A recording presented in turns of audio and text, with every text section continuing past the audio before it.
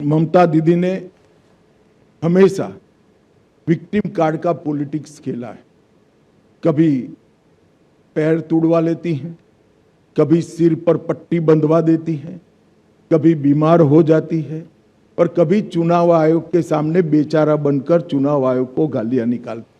मगर ममता दीदी, मैं आपको बताने आया हूं कि आपकी ये राजनीति को, विक्टिम कार्ड की पॉलिटिक्स को बंगाल की जनता अब बहुत अच्छे तरीके से समझ गई।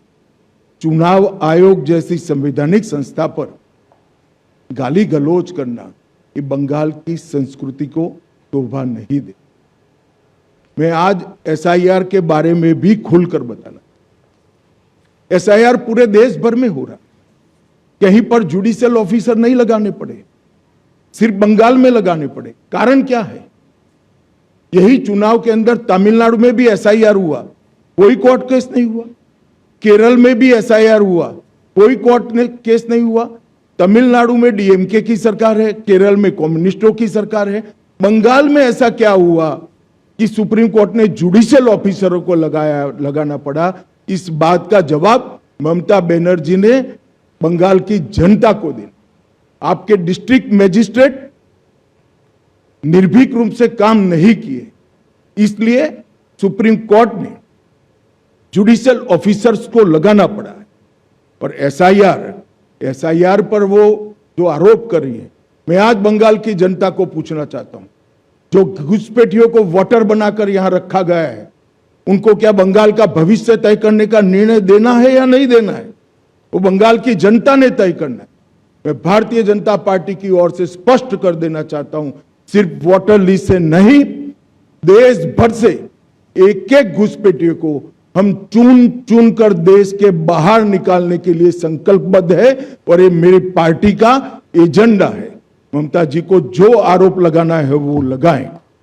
मित्रों, डबल इंजन की सरकार, इसके कई ऐसे उदाहरण हैं।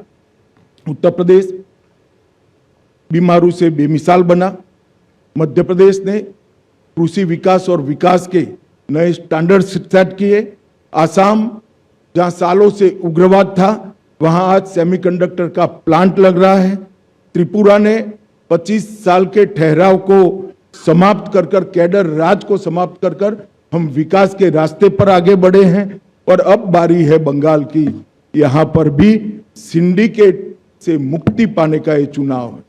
मित्रों, मैं चार्जशीट के कुछ महत्वपूर्ण मुद्दे पर भी बताना चाहता हूं। इस चार्जशीट में घुसपैठियों की समस्या को हमने ढंग से उजागर किया है। घुसपैठिया न केवल देश की सुरक्षा के लिए बहुत बड़ी चिंता का विषय है, वो हमारे गरीब श्रमिकों की मजदूरी में भी हिस्सेदारी लेते हैं, गरीब लोगों के अनाज में भी हिस्सेदारी प्राप्त करते हैं और युवाओं की रोजगारी भी छीन। मैं आज ममता बनर्जी जी को स्पष्ट पूछना चाहता हूं कि घुसपैठिए इतने आ गए कि आपकी सरकार सो रही है?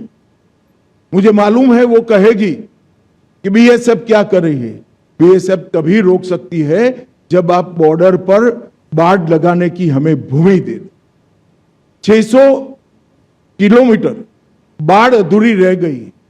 हमारे होम सेक्रेटरी यहां आकर आपको मिलकर गए, मैं खुद आकर आपकी ऑफिस में मिलकर गया, मगर आपने बाढ़ लगाने की भूमि नहीं दी, क्योंकि घुसपैठियों की वोट बैंक आप बनाना चाहते। हमने कोई पॉलिटिकल ईगो नहीं रखा, हमने आपके साथ संवाद किया, संपर्क किया, पत्र व्यवहार किया, मगर आपने हमें भूमि नहीं दी है। कोई बात नहीं ममता दीदी, आपके पास बहुत कम समय है।